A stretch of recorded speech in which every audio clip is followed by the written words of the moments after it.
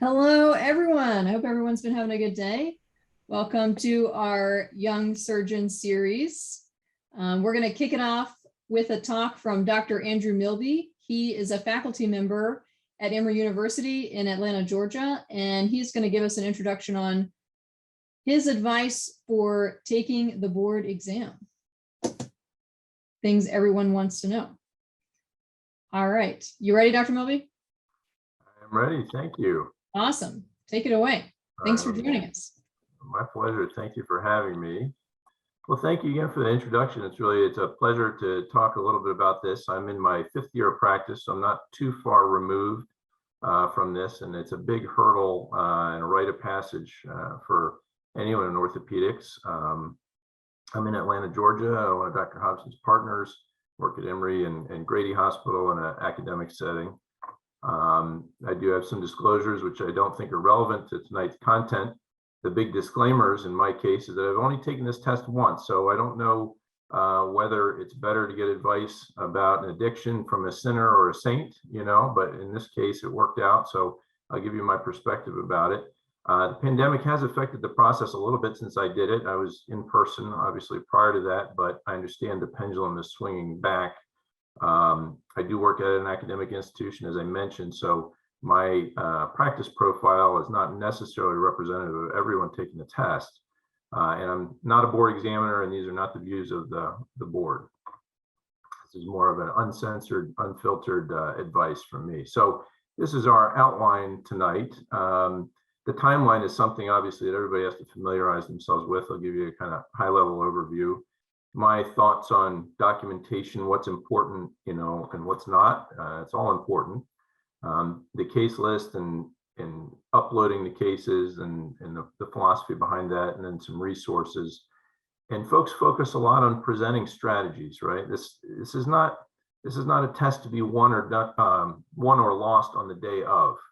This is a test of the cumulative work over 6 months of collection and 6 months of follow-up, right? So it kind of, in summary, we'll get to each of these pearls in some more detail, but the main one here, number one, you can't really study. This is a test unlike any other one you've ever taken. So there's sort of no real way to prepare for the day of. You just have to be a good doctor the whole time, and it'll work out. So for those who haven't already had the opportunity to look over the timeline, and again, we're focusing on part 2 of the in-person case review oral examination. Part 1 is a much more familiar process for anyone who's taken the OIT and other standardized tests. But you start out in practice, and you get about a 6-month grace period where those cases are just about you building your practice, and they expect that your volume is going to ramp up and not be full speed yet. So after you have gotten a little bit of a head of steam, then you start collecting the cases from your second 6 months in practice, generally April to September. And then all of those cases get submitted along with kind of a brief questionnaire of potential complications and other things. And then from those cases, from a very kind of limited cross-section, the board chooses a dozen that they want to look at in more detail, and they use those for your examination. And that's when the work really starts. Once you get those 12 cases and you look at that list and your heart sinks and you realize all the ones that you had just, you thought were the worst cases, you never want to look at their x-rays and you don't want to talk about the complications. Those are the ones they pick, inevitably. And then it's your job to, have the equivalent of a documentation colonoscopy and go through all of the progress notes and all the consent forms and all the images and so forth and pick the ones that are most salient. And it's not that you just scan the whole chart. There are definitely categories you have to go through, but that's when the real work starts. And it used to be, the folks who talked about, walking uphill to school both ways in the snow, it used to be that you had to scan all the paperwork and laminate it and bring it in binders physically to the Palmer House in Chicago. And if you lost your binder on the plane, then you're dead in the water. Thankfully, it's all online now, which is a big improvement, but it's still onerous, right? And then in June, there's an upload deadline and a late deadline. And I can attest to you, the late deadline is for real. I did use the late deadline, so it doesn't ding you. All right, but there's a good link there to the calendar for anybody who wants that. All right, so just like in the court of law, if it's not documented, it didn't happen, right? But that works for you too, right? If you are conscientious about your documentation, I think it reflects well on you. And because this is a test as much of what you did and how you justify it and what you thought about it, it's much better to overshare and write a note and keep your stream of consciousness almost like a diary or a journal than it is to have a progress note that every day just says the same things, and then some kind of complication, and you're trying retrospectively to say, well, I was really thinking about this and I was thinking about this, and then they say, well, where is it in the record, right? So even if you don't know something, even if there's something in doubt or uncertain, I think it's worth documenting that, and documenting every time you're kind of candid with a potential issue with the patient. Boilerplate stuff, I mean, this is a part of every electronic medical record, and these sorts of things are easy to spot even in a cursory review, right? Because remember, your examiners will have a lot of access to stuff, even things that you aren't looking at the time. And if you have the same dot phrase for every consent process or every office visit, these are things that they'll see through. So I think it's better to really be genuine and take the time to document things right. You want to be consistency, right, and realistic. You don't want to have somebody who's had an amputation at 5 out of 5 strength and they're distal lower extremity. You got to sweat the details a little bit here, because those are the things that even if they don't clinically matter all the time, it reflects a kind of general sloppiness. And I think once the examiners smell blood in the water, these are the things they latch onto. Okay, so pearl number 1. This is not a test, right? It really isn't. This is not a test of you showing up and knocking it out of the park on the day of. It's not something you can cram for the night before. It's a test of just your doctoring for the 6-month period of your case collection, and then the 6-month period afterwards for follow-up. So you can't make up for a lack of good clinical care by showing up and giving a really great presentation. It just doesn't work like that. That said, if you're the kind of person who doesn't excel or is nervous about the presenting aspect, I think you can really set yourself up for success by having the record kind of be self-evident. That to me outweighs your performance on the day of.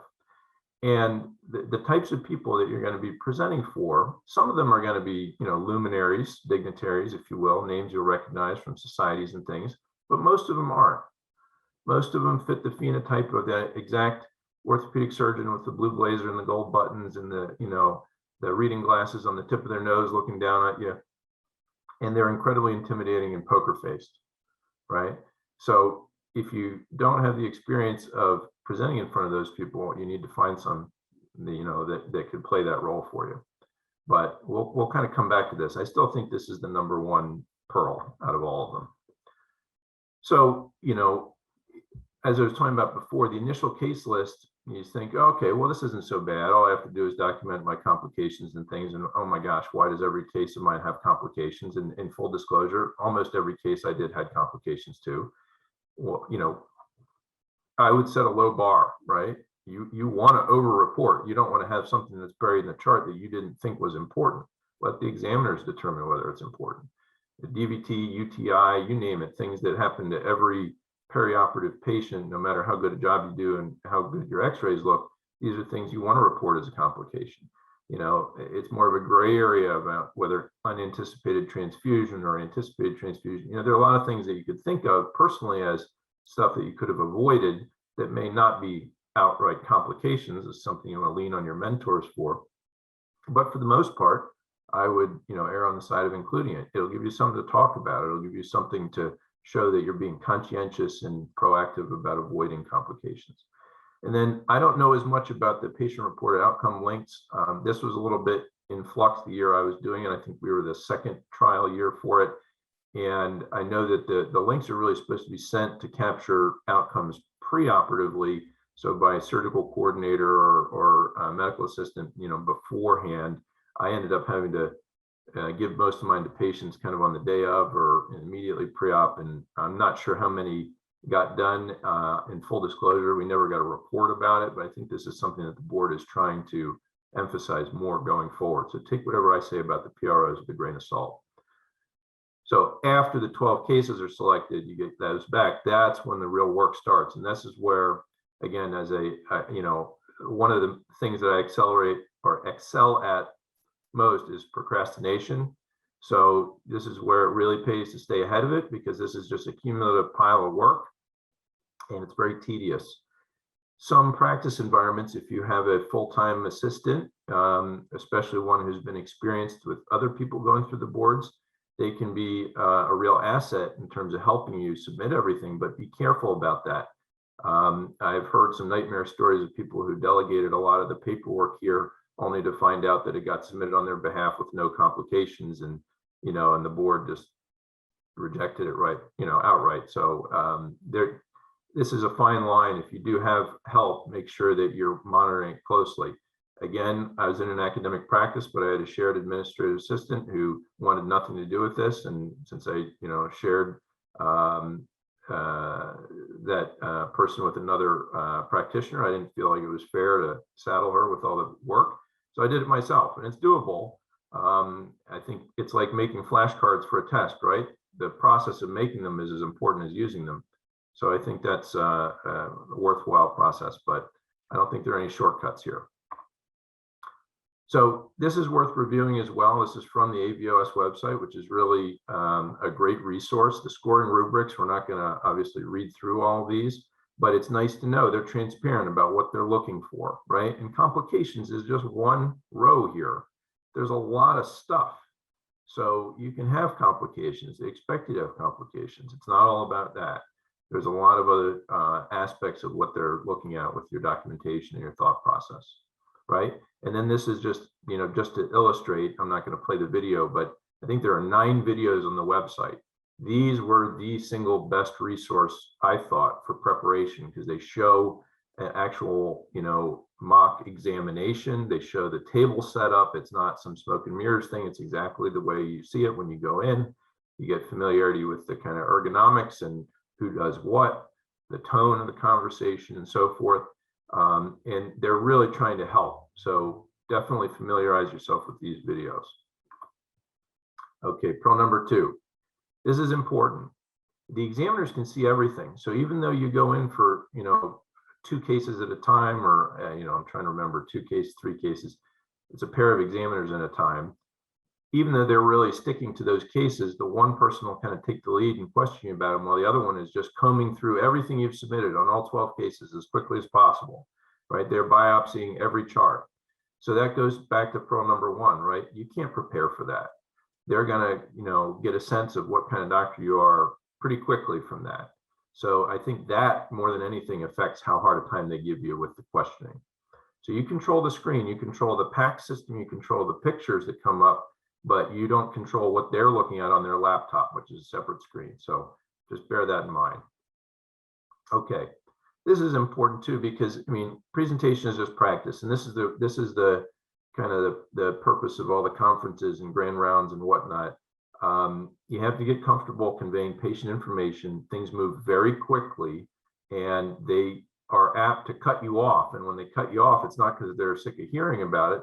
They're really trying to get through the case. So don't take it personally, right? You want to try and control the conversation, control the tempo, and make sure it's tight, and that they don't have a chance to get an ADD moment and get interested in something else. So think about it. It's 2 hours. You have 12 cases to get through. There's a little bit of break time. It's about 8 minutes a case, and it flies by. It's the fastest 2 hours of your life. Okay. This is hard. Just answer the question, right? I hate to use a, analogy to a deposition, but this is what this is like. And these are cases sometimes you're proud of, sometimes you're embarrassed by, but you have a strong kind of emotional connection to them, and you want to talk about them. But all you want to do is answer the question. If somebody asks you a yes or no question, you don't want to say, well, generally I do this, but sometimes I do this, and in this case I do that. No. Yes or no, and wait and see where it goes, right? but it can be very hard to sit on your hands and not volunteer more information. Okay. So you will have a moment during the test where one of the examiners asks you a question that you would feel embarrassed about not knowing if you were a medical student, right? And it will rattle you to your foundation. And you'll think to myself, oh my gosh, what am I doing here? I'm a total fraud. How did I not know that question, right? I still remember the ones that I got. And the examiners take, I think, a special delight in this. But remember, they do this all the time. They're kind of testing your ability to not get rattled and to recover and kind of dust yourself off and get back up, right? It's a sickening feeling, but there are some questions, you know, even if you ask somebody enough really basic questions, you're going to find one that they kind of, you know, stumble on, and they do that. So that's not them being, you know, really just, it's not that that question, getting it right, makes or breaks the test for you. It's really that they're just testing your reaction to that.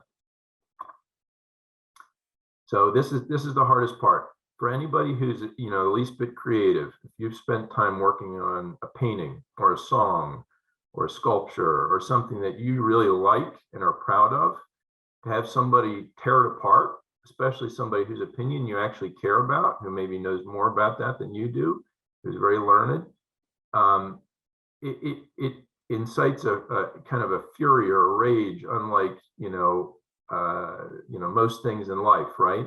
So this is what happens to people when you hear the nightmare stories about people having meltdowns during the boards and just totally, you know, totally choking kind of deal. It's because of this. It's because of a case that you're already a little self-conscious about, and somebody starts, you know, somebody maybe who you know, you've seen present at a conference, starts tearing it apart and really, you know, taking you to task over it. It's hard not to take that personally, right? So this is the kind of thing you have to, and it goes back to the practice. You have to get the practice of talking about the cases, being confident but humble, and taking criticism without having you kind of go to pieces, right? And again, it's all practice and it's all business, but these are your patients. You know, these are things that these are the calls you made, and these are the X-rays you created. So these are, you know, your artwork that's being criticized. It's just important to remember that when you're in the heat of the moment. So that said, the pass rate is very high. It's extremely high. A little lower in spine, but you know, most folks aren't masochistic enough to go into that. So you can do it. They're really not out to get you.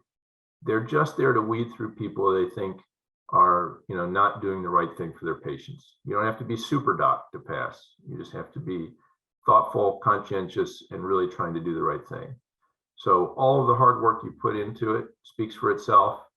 The clinical care you provide speaks for itself. Make sure to document it, and good luck. You're going to be great. So thank you all very much. I'm happy to take questions now. Thanks, Dr. MIlby. I know I learned a lot, so really appreciate that. Thanks. All right, so we have a few questions for you here to start out. First question is, what were you most surprised by during your boards when you were going through it? I'm sure that you prepared and you reviewed your notes and everything, but was there something that you walked away from and you're like, man, I wish I'd known that. Let me pass it on to the next person. Yeah, that's a great question. I think the biggest surprise is the pace, right? When you tend to practice these things with people, you will pause naturally at different trouble spots and kind of work through them, troubleshoot them, and talk about, well, if somebody asks me this, how do I respond, or how do I kind of spin this decision, you know, not necessarily a bad one or whatever, but just, you know, how do I anticipate it? And you'll talk through it in a more casual atmosphere, right? But, you know, in full disclosure, I didn't really spend time trying to get through all 12 in 2 hours. And that's where it really, you know, and some of the examiners kind of apologize in the beginning if they're, you know, nice, and they just say, listen, you know, if we cut you off, it's not because we're trying to be, you know, mean about it. We're just trying to get through everything, right? And some of them don't. Some of them just expect that you understand that. But the first time you really try and present in 8 minutes and just move on, next, and don't debrief afterwards and don't kind of think through it and don't really kind of, then it becomes very obvious, how quickly you have to present everything. So I think that's something that I didn't fully account for, and that was probably the biggest surprise to me. Makes sense. Thanks. Another one is that we had actually heard, I had heard from some people that they asked interesting basic science questions or seemingly random basic science questions. Did that happen to you or no? Not So really? no, it didn't. Okay. Again, I think the examiners have a lot of latitude in where they take the conversation, right? And I think, like it kind of said, if they're not happy about something else that they see, they're going to take the opportunity to really, nail you to the wall, right? So basic science stuff to me kind of sounds like, maybe somebody was having a bad day. I don't know. I don't think that's not a common experience as far as I understand. That's not the purpose of this test, right? Yeah. That said, if you said something, if you justified some kind of clinical decision you made with, some, biochemical pathway, then you're opening yourself up down, wandering down a blind alley, right? So that goes back to, I don't remember which pearl it is, but just to answer the question, right? Don't volunteer anything more. Well, on that note, another question we have for you, thanks for taking these questions rapid fire, is do you recommend for or against citing papers or citing evidence when you defend something, especially if that's kind of something you went over in your practice? What would you say? That's a super hard one. So, as well as anybody, the strength of the evidence in spine surgery, I think we're particularly bad about that. So, again, it's not a test of your knowledge of the literature. To some extent, your practice is, right? If you made a decision, I think the evidence comes in more in your general thought process. If you do something in a case and they say, well, do you always do that? That's where maybe you would want to discuss some evidence, right? In general, my bias toward treatment of X, is based on Y, Z, but for an individual patient, you really want to justify what you did for that patient. So I don't know, I wouldn't go out of my way to have evidence prepared for most of the decisions you made, right? If it's something like your DVT prophylaxis strategies, you want to have a good knowledge of, what is the standard of care, what are the appropriate use guidelines, that kind of stuff, right? Especially if you do something that's a little different or something that's institution-based or whatnot. But I don't know that you could, just trot out the sport trial, for supporting doing a discectomy. I didn't get into that as much, to be honest with you. And it's not like I had papers prepared for each case. Now, that said, I'm aware of folks that did. Some of my, co-fellows came locked and loaded with cases and, papers to kind of talk about and justify a lot of things they did. And as far as I know, they passed too. So, but I didn't get asked about any of that stuff. Thanks. Yeah, I don't know that you have to. I don't know it's a mandatory thing, but it might be nice to at least be prepared. But yeah, absolutely. So next question, which is near and dear to my heart, is that if you were in an academic setting, you're still in an academic setting, what was your strategy for co-signing notes from residents? And I think in private practice that can translate over to co-signing notes for APPs. And in my case, sometimes I was just tempted to write a whole new note. And sometimes if I had different residents rounding on the same patient, the exam grade would go up or down by half a point. And I'm obsessing over whether I need to correct everything. So what are your thoughts on that? yeah, so this is very hard, but it's true. It's applicable to much more than just teaching institutions and residents, right? I mean, because to some extent, even folks in private practice, you're going to have other folks working with them. The examiners sometimes will ask you, who does the rounding, who sees your patients in the office with you, right? Are these your notes, or are these the notes of a practitioner or whatnot? And I think they give you a little slack because they're not testing your residents, right? So everybody accepts that there's going to be some variability, and that's the thing. And some of this is spine specific, right? Following serial exams and motor exams. That's one of the things that's just so hard to tighten up from a documentation perspective. So, admittedly, I think this is overkill. I'll get it right out there. It was overkill, but this is the best way I slept at night. I rounded every day and saw every one of my patients and wrote a personalized addendum to every note that I co-signed. Now, it wasn't a long one. I didn't redo the exam necessarily, but I'd say, at what time I saw so-and-so, I agree with, Dr. So-and-so's documentation, except for maybe X, Y, or Z, overall doing well, progressing, post-op day 2, yada, yada, yada, And I did that. And that's the kind of stuff that I think helps, right? Because also, again, I know folks that didn't necessarily, maybe they rounded every day, but they didn't take the time to sit down at the computer and cosign every note every day, or they just hit cosign and not a test, right? I think there's a big difference. And they still passed too. So that's not necessarily a hard and fast prerequisite, but it only helps you. And yes, it's painful. It's a lot of work, but these are good habits, right? There's not something you're going to do for the boards that you're not going to do in practice, right? It's not a test of, oh man, I really got to be a Boy Scout during the boards, Boy Scout or Girl Scout, or, whatever. You know what I mean? So these are really things that you need to be in the habit of doing, and if you're consistent with it, it will only help you. That absolutely makes sense to me. Thank you. And then we have 2 very quick questions. One, I think I know the answer to. One is, are all the examiners spine surgeons? And I'm pretty sure yes. Is that true? So yeah, this is a little murky to me, but for the most part, you can choose. If 80%, don't quote me on that, but a significant proportion of your cases is in one subspecialty, then you can choose to have just a subspecialty examiner. Now, at the time, during my board's collection, was also taking general orthopedic trauma, but because enough of my cases were spine, I had spine examiners. And my trauma case was a doozy, terrible complication, right?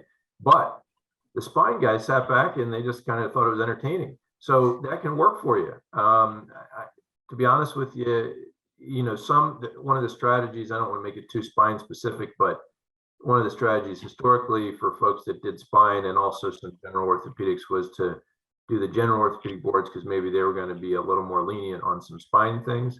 But I don't think that's really applicable in this day and age. But for the most part, whatever subspecialty you're in, as long as your practice really reflects that, not just you did a fellowship, but that your practice is focused, then you do a focused board examination. Thank you. All right, and then last question before we move on to our next talk is that one from Sergio. He's asking, is it worth talking about the way you were trained as a defense or a reason for something? So, in my training, we did this, or my training, we did that. What do you think? That's a tough one. So to rely just on that is a little bit like the just following orders defense, right? You have to be careful about that. You should understand, if you trained a certain way, you should understand why that's the best way, why you think it's the best way. And you should be able to go, but if you just blindly say, if somebody says, well, do you fuse every trace spondylolisthesis? And you just say, well, of course, that's why I trained. That's not a good answer, right? So this is where you need to, if you think you have something that's not totally universal in your practice patterns, this is where it might help to have some evidence behind it, or be able to lean and say, you know what, because we had a run of X, Y, or Z complications, institutionally, we have a protocol, we have a data-driven protocol for post-op pain management and, minimization of narcotic use or something like that, right? I wouldn't just go so far as to say, well, this is the way I did in residency, and so that's the way I'm going to keep doing it. I don't think that's good enough. Makes sense. All right. Well, thank you so much for the talk and for sitting through 10 minutes of Q&A. I learned a lot, so I greatly appreciate it. Absolutely. Well, thank you guys for having me. Really appreciate it. Thanks. All right, Dr. Burleson, you're up. This is really our last meeting of the year. We've been able to do this for a full calendar year, and it's really flown by. So first, I just wanted to thank everyone that's tuned in before and for today, and for anyone that's watching these videos in the future. We really appreciate it. We kind of saw a need to put together a session so that younger surgeons could talk about things that are more applicable early on in your career that maybe people forget about later and don't make the headlines at the major meetings. So it's been a great forum that Seattle Science Foundation has really supported us in. So I just want to thank everyone for coming together for that. And this is kind of my own very personal, extremely biased summary of the year with some of the points that I took away and that I came in with and that I've learned over this year that I think are important. So I'm just going to kind of go through these.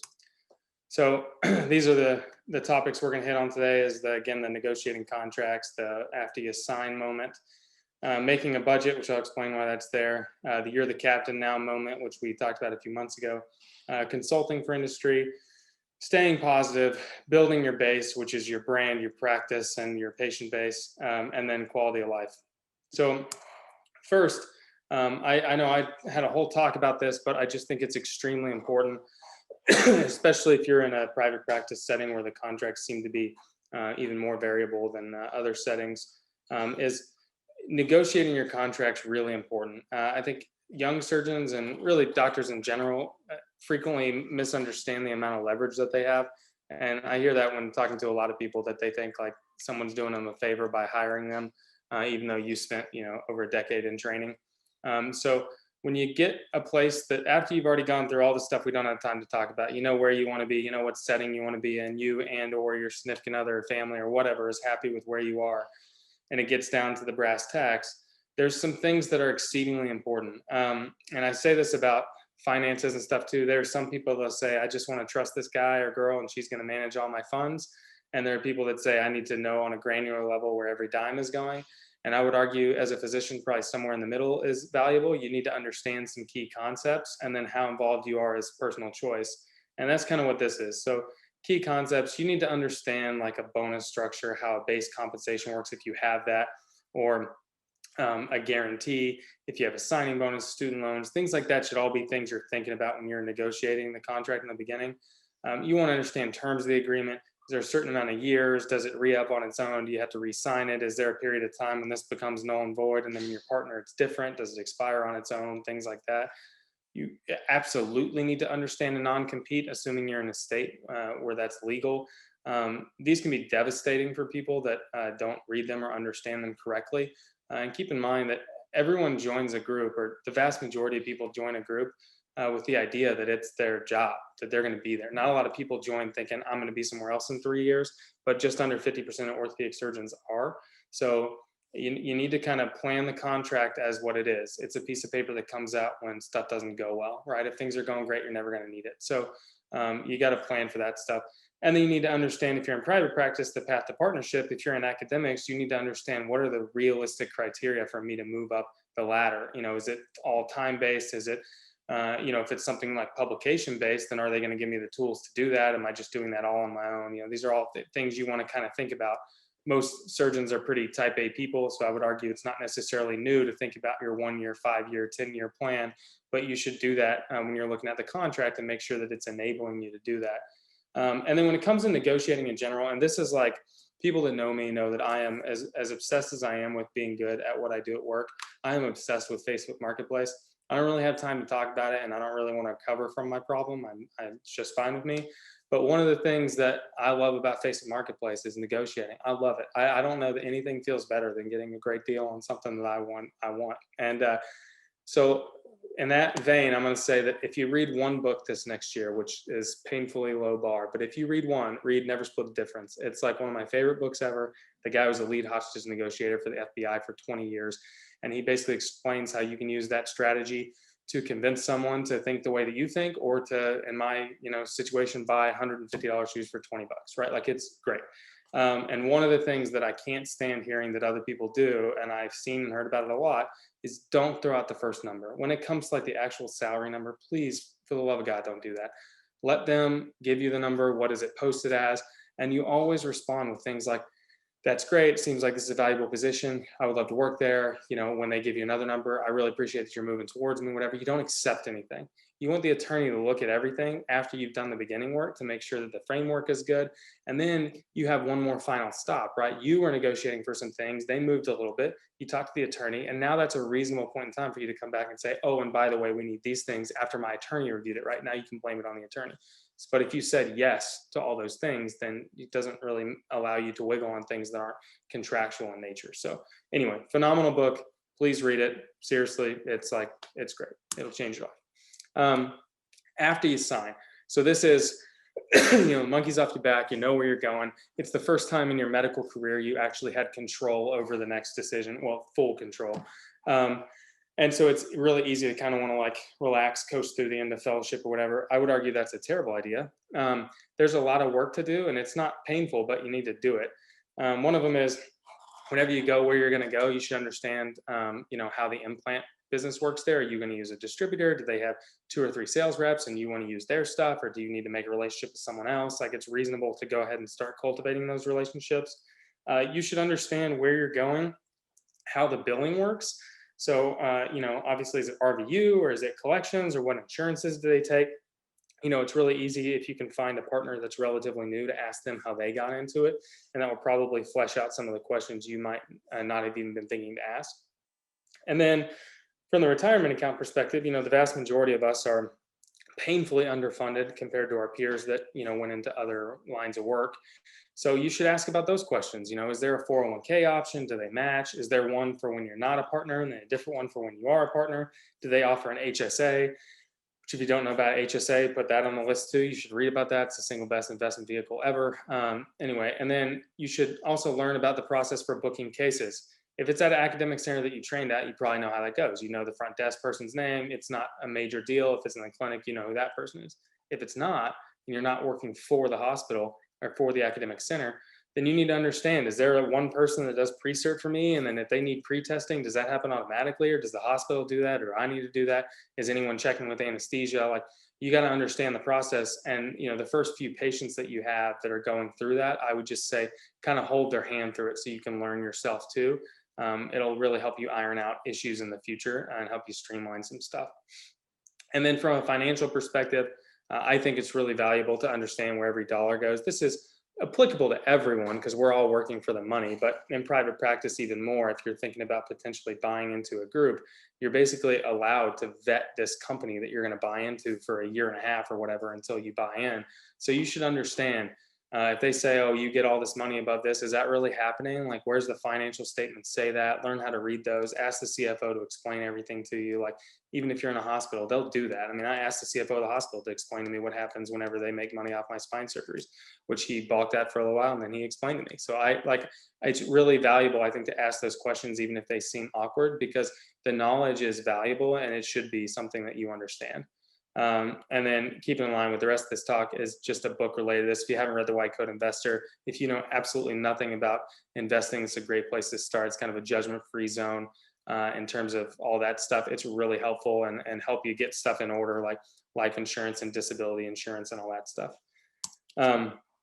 This is on here. It has nothing to do with work and has everything to do with the fact that you're about to be an attending and you're no longer a resident. And one of the phrases that I heard over and over again, it couldn't have been more true, is your expenses will rise to meet your income if you're not careful. And that's, if you're used to making $50,000 or $60,000 a year and you go to triple that or higher, I know it's really easy to think, well, I only need this much to live on. I'm going to save $200,000 a year. Like, it doesn't work like that unless you plan like that. So, you'll have the new debt that you maybe are going to more aggressively pay down or whatever. You might have a new place that you're living.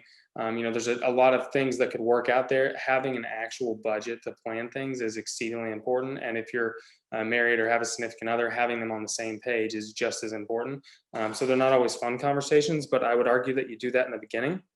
And then the extra money that comes in is scalable, or you stay on the same budget and it all goes towards retirement. So you can decide when you want to stop working or go part-time or do whatever you want to do.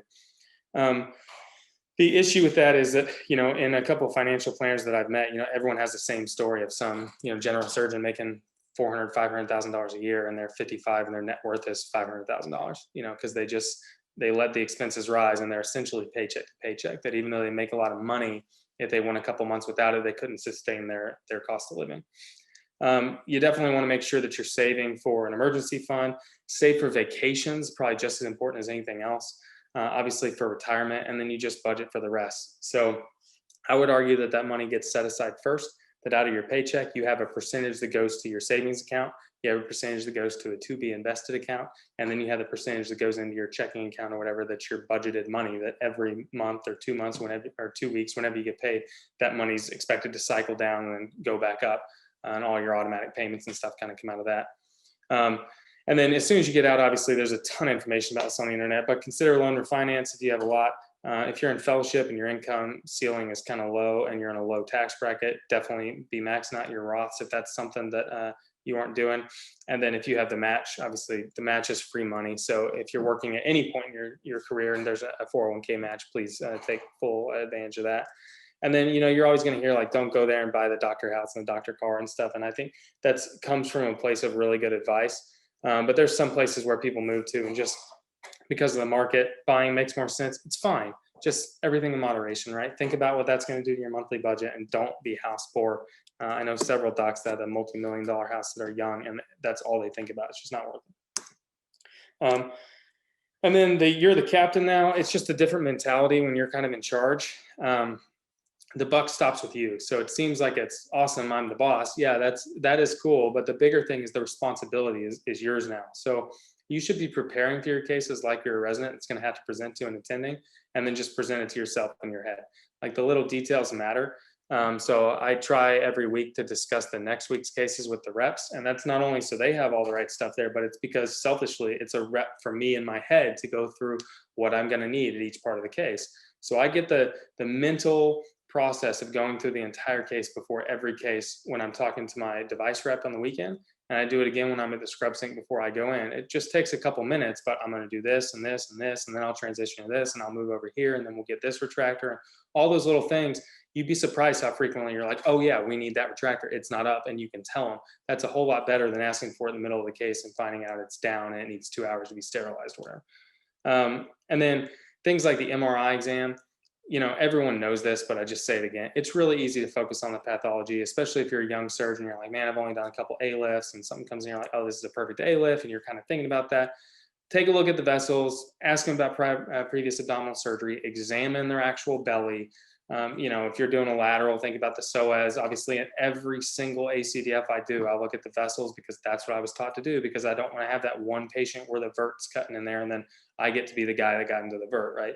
So all those little things, your process should be the same every time. Like I said, just like at my residency, it was the third-year resident, was the junior resident on spine. I prepared for every case. So I was terrified when I was presenting to the spine things, I'd get something wrong, right? So if you prepare like that for yourself, you're going to be happy with the results.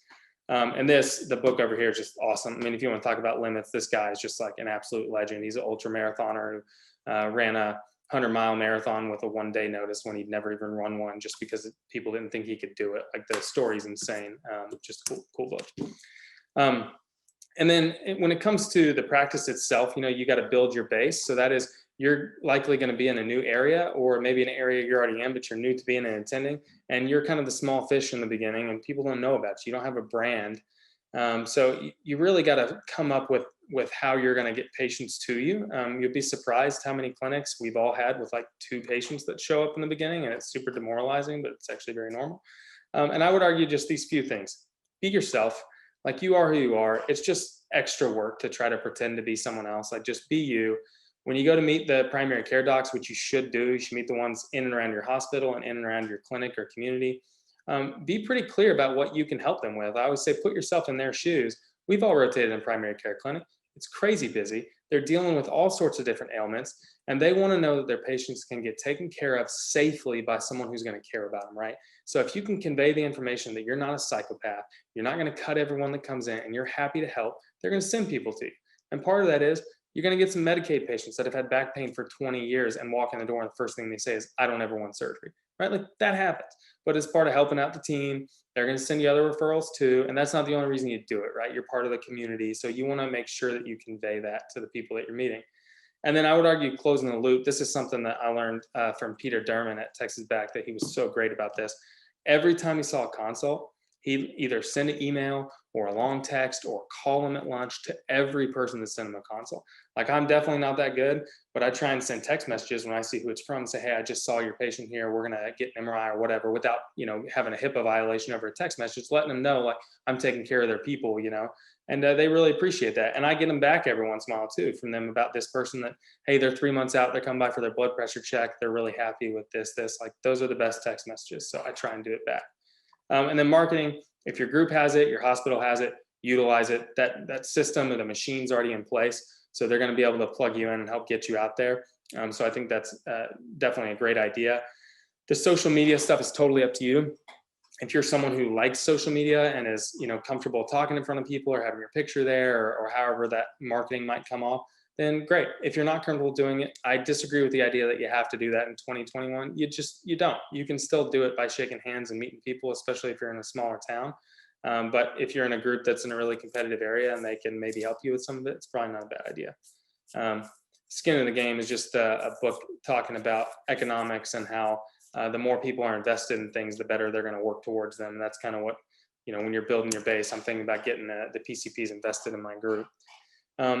Consulting, this is something that comes up probably in orthopedics more than most other specialties, and certainly more in spine than a lot of the other orthopedic subspecialties. But so I consult for some companies. I think it's really intellectually stimulating. I mean, I've always kind of enjoyed that type of thing. There's a lot of opportunities out there for doing that. You can make some money on the side, so that's obviously not a downside to it. I mean, you're compensated for your time. I would say that if you're doing it and you're making more than a couple $1,000 here and there, that I'd probably do a small business so you can structure it appropriately, save extra for retirement, all that stuff. Happy to talk to anyone that has questions about that. Like the other contracts, read the contracts. They're going to give you boilerplate contracts that protect them. None of us are ever going to write a contract and give it to a device company or a group about how we're going to join the group or consult for the company, right? They're going to write the contract, and they write it to favor them. So you got to make sure that it's equitable. And in my case, I make them super narrow. If I'm helping you work on an ALIF cage, then the 6 pages in the middle that talk about how I can't, so much as look at another company, like, I get rid of that. I'm like, I'm working on an ALIF cage, and I won't work on an ALIF cage with another company for the period of time that we're doing this, and private information is private information, blah, blah, blah. But I make it very narrow because they don't get to tie my hands for no reason, right? So, and then the other thing is just stay true to yourself. If you're doing it because you're interested in it and you're designing something that you think is cool, awesome. If you're doing it only to make extra money, just think about, do you want that on the front page of the newspaper tomorrow? Because you probably don't. So I wouldn't overextend yourself. Don't get involved in stuff that's shady. If it's on the up and up and it's interesting to you and they're supporting it, then by all means do it. It's a cool opportunity we have. Stay positive. This is like so easy to get stressed in the beginning, especially if you're in a group without a bunch of spine people that you can kind of like lean on. You might not be as busy as you wanted to be. Certainly OR time is something a lot of us have to fight for early on, which can be frustrating. I was frustrated when I'm like, why is a decompression taking me, why is it taking me 2.5 hours for my first micro disc? Like, I'm a terrible surgeon, like all these thoughts kind of going through my head. And then you have some patients, like I'll freely admit this, I'm sure everyone else here has had this happen, but I got patients on my schedule that I see them coming in an hour, and I'm like, I don't think I outwardly show it, but in my head, I'm like, oh, man, I really don't want to see them. Not because I don't like them, but because, like, I don't know, I'm embarrassed that they still have a little bit more pain than I thought they would have. And, like, that sucks. It sucks because that's obviously not why I went into this. They didn't come and see me to still have arm pain or still have leg pain, even though I thought I did a great, ACDF or whatever. But it happens. It happens to everyone. So the whole thing behind this is you got to stay positive. We tend to focus on the negative things, especially with bad patient outcomes, and forget the positive outcomes.